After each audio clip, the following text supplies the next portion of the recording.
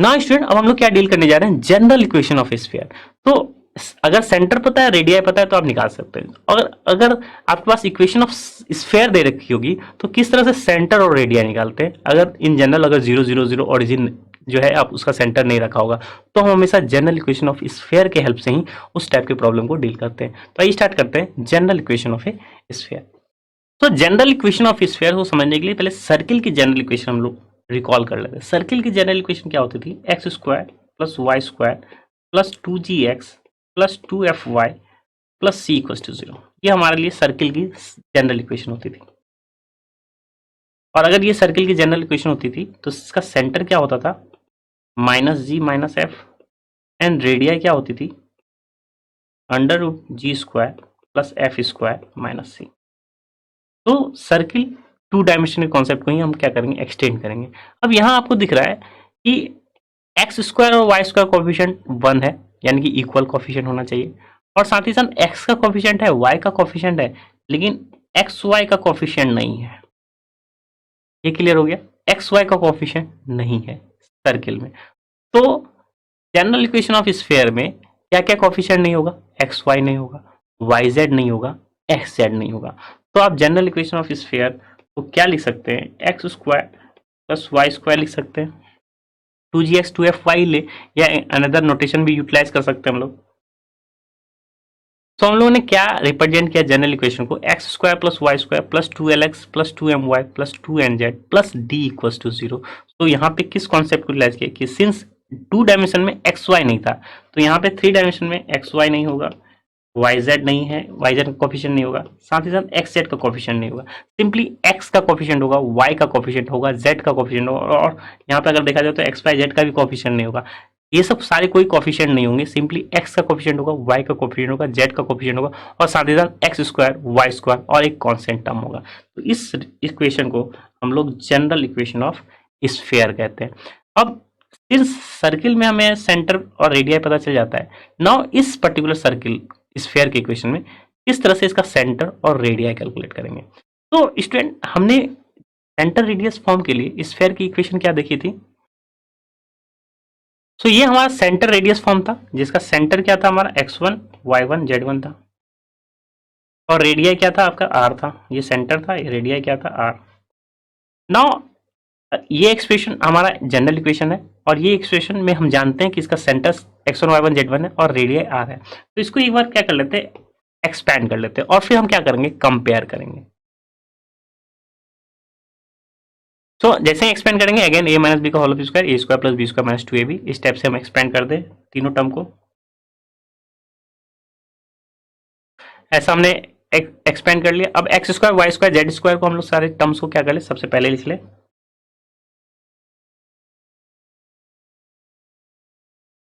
अब x का coefficient क्या है आपके पास, -2 x1 x, y का कोफिशिएंट क्या है, -2 y1 y, और z का कोफिशिएंट क्या है, is nothing but -2 z1 z। और जितने भी कांस्टेंट टर्म है, कांस्टेंट टर्म यहाँ पे क्या होगा, x1 square plus y1 square plus z1 square, and r square को इधर ले जाएं तो क्या हो जाएगा, -r square, which is equal to 0। ये हमने क्या माना था, इसको एक्सपेंड करके ये हम लिख सकते हैं। अब इस एक्सप्रेशन को हम इक्वेशन 1 और इक्वेशन 2 को हम कंपेयर करने की कोशिश करते हैं, क्योंकि हम इसका सेंटर जानते हैं, हम इसका सेंटर निकालने की कोशिश करते हैं, क्या इसका सेंटर होगा। तो इक्वेशन 1 में x का कोफिशिएंट क्या था, 12, तो 12 किसके इक्वल हो जा रहा है, यहाँ पे x का कोफिशिएंट क्या है, -2 x1, ऐसा हो जा रहा है। सिमिलरली 2m -2 y1 के इक्वल हो रहा है, एंड 2n किसके इक्वल हो रहा है, -2 z1 के इक्वल हो रहा है। तो आपका सेंटर क्या था, x1 y1 z1 था। यहां पे अगर निकाले तो x1 की वैल्यू क्या हो गई, -l, y1 की वैल्यू क्या हो गई, -m, और z1 की वैल्यू क्या हो गई, -n। तो यानी कि जो जनरल इक्वेशन से आप कंपेयर करेंगे तो आप डायरेक्टली उसका सेंटर क्या लिखेंगे, -l -m -n। यहां पे भी देखिए -g -f आ रहा होता है सर्किल में, यहाँ पे भी स्फीयर में सेंटर क्या हुआ, -l -m -n। किसका सेंटर, इस जनरल इक्वेशन का सेंटर।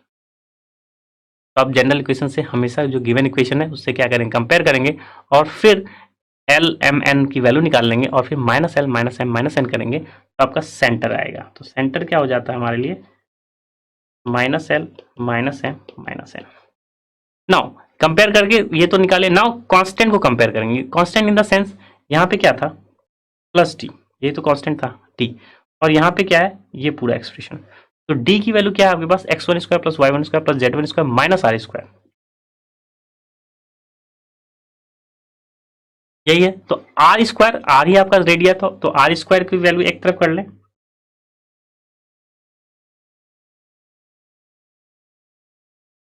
तो क्या हो जाएगा माइनस डी। हमें रेडिया निकालना है तो आर की वैल्यू क्या हो जाएगी, अंडर रूट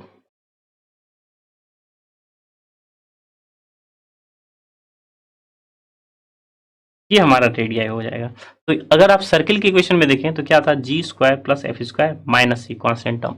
यहाँ पे भी देखा जाए तो क्या हो गया, X one square plus Y one square plus Z one square minus D, और हमारे लिए एक्स वन क्या है माइनस एल, वाई वन क्या है माइनस एम, जेड वन क्या है माइनस एन।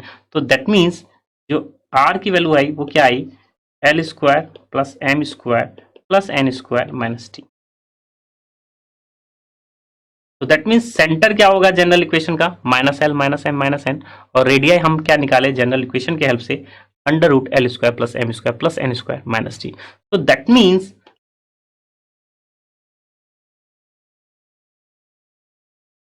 मीन्स आपके पास अगर एक इक्वेशन है स्फेयर की, आप इससे कंपेयर करेंगे और सेंटर लिखेंगे क्या, minus L minus M minus N, और रेडियाई क्या लिखेंगे, under root L square plus M square plus N square minus T.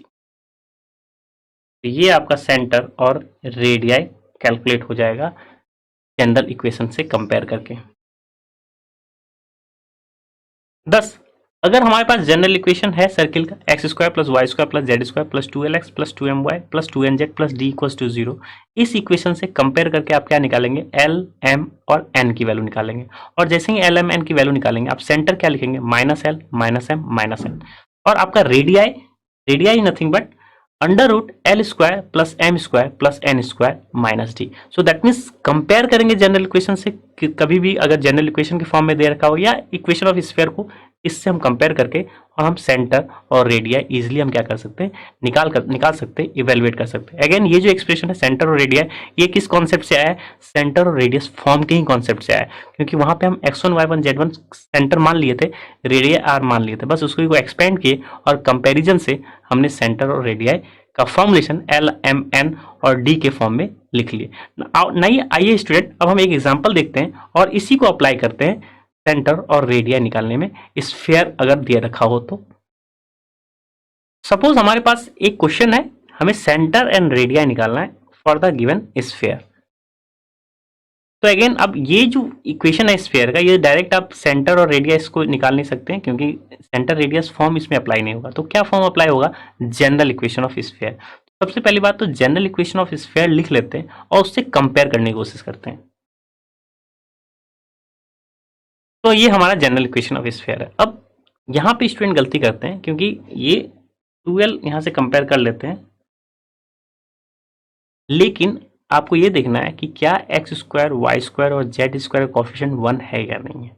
तो सबसे पहले कंपैरिजन से पहले आपको क्या देखना है, जो स्टेप फर्स्ट है, क्योंकि कंपैरिजन आप इससे कर रहे हैं, तो इसका इससे कंपैरिजन करें, यानी x square Y square Z square coefficient क्या है, 1 है। सो दैट मीन्स जो गिवन इक्वेशन है आपके पास, उसको आप क्या करेंगे, 3 से डिवाइड करेंगे, तभी आपके पास X square Y square Z square हो। तो यहाँ पे आप स्टार बना सकते हैं यहाँ पे, कि इस चीज़ को आपको ध्यान रखने की जरूरत है कि एक्स स्क्वायर वाई स्क्वायर और जेड स्क्वायर का कॉफिशिएंट क्या होना चाहिए, 1 होना चाहिए। तो यहाँ पे 3 3 3 है, इसलिए सबसे पहले 1 रखने के लिए या 1 करने के लिए आप क्या करेंगे, 3 से डिवाइड करेंगे। यही काम हम लोग सर्किल के भी जनरल इक्वेशन से आप यही काम करते हैं, क्योंकि वहाँ भी x square Y square coefficient अगर 2 2 होता है तो 2 से डिवाइड करते हैं, 5 5 होता है तो 5 से डिवाइड करते हैं, क्योंकि जनरल इक्वेशन में x square Y square Z square coefficient क्या है, 1 है। तो सबसे पहले जो गिवन इक्वेशन ऑफ स्फीयर है, आप क्या करेंगे, 3 से इसको डिवाइड करेंगे। नाउ जैसे ही आप 3 से हमने डिवाइड कर लिया, अब आप क्या कर सकते हैं, कंपेयर कर सकते हैं, क्योंकि अब ये कंपेरेबल है। तो जैसे ही कंपेयर करें इसको, तो हमारे लिए x का कोफिशिएंट क्या है, जनरल इक्वेशन है 12, और यहाँ पे कोफिशिएंट क्या है -1। जनरल इक्वेशन में 2m कोफिशिएंट है y का, यहाँ पे क्या है 2, और z का कोफिशिएंट क्या है 2n, यहाँ पे क्या है हमारे लिए -3, और d हमारे लिए क्या है -17/3। तो l की वैल्यू, m की वैल्यू, n की वैल्यू निकाल लेते हैं सबसे पहले। तो l is nothing but -12, m is nothing but 1 and n is nothing but -3/2 and d simply -17/3।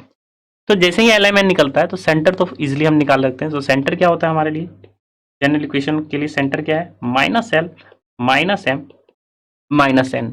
तो हमारे लिए l की वैल्यू है, m की वैल्यू है, और l की वैल्यू ऑलरेडी डिटरमाइंड हो चुकी है। क्या करेंगे -l, तो क्या हो जाएगा -of that means half, -m तो दैट मीन्स -1 एंड -n तो दैट मीन्स 3/2।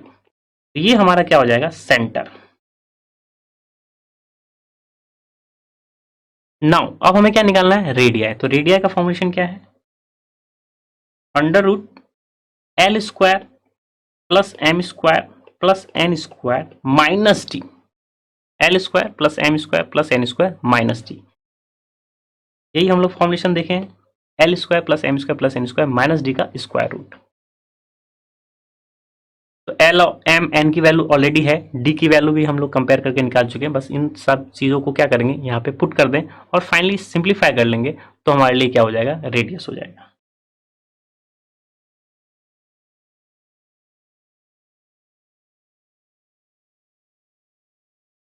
तो L² तो half square 1/4 -1² is nothing but 1, 3/2 तो that is 3/2 whole of square 9/4 and minus d है, और डी हमारे लिए पहले से ही माइनस है, तो माइनस माइनस प्लस हो जाएगा, प्लस 17/3।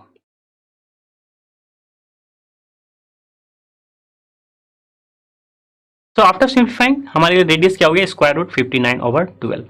तो सेंटर पता है हमें, रेडियाई भी पता चल गई। तो इस टाइप से ही हम क्या करते हैं जनरल इक्वेशन से ही हम कंपेयर करके एल एम एन की वैल्यू और फॉर्मुलेशन को यूटिलाइज करके सेंटर एंड रेडियस निकाल लेते हैं। तो keep in mind x² y² और z² कोफिशिएंट क्या होना चाहिए 1। अगर नहीं है तो आप क्या करेंगे उस जो भी एक्सप्रेशन, जो भी कॉमन टर्म है, जो कॉमन वैल्यूज है, उससे आप क्या करेंगे पर्टिकुलर इक्वेशन को डिवाइड करेंगे और सेंटर एंड रेडियाई इजिली आप उसी से निकाल सकते हैं। सो स्टूडेंट हम लोगों ने क्या अचीव कर लिया, हम लोगों ने ये देखा जनरल इक्वेशन ऑफ स्फीयर क्या होता है और उसके करस्पॉन्डिंग उसकी सेंटर एंड रेडियाई किस तरह से निकालते हैं। तो now student let's have your knowledge check.